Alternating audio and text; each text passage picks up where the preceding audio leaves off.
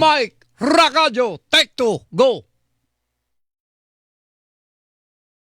Apektado ng 4-day workweek scheme na ipinapatupad ngayon ng ilang opisina ng gobyerno ang mga public utility vehicles o PUVs dahil kumonti ang bilang ng mga pasahero dahil sa pagbabago ng schedule ng trabaho, lalo na ngayon na araw ng Biyernes.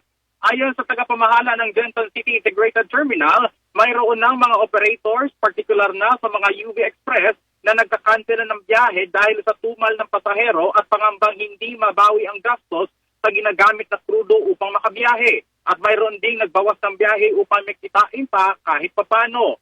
Umaasa naman ang mga apektadong driver na mahahanapan ng paraan ng gobyerno na makatitipid sa kuryente at iba pang resources at wag lamang iasa sa 4-day work week dahil sila ang unang nadadamay.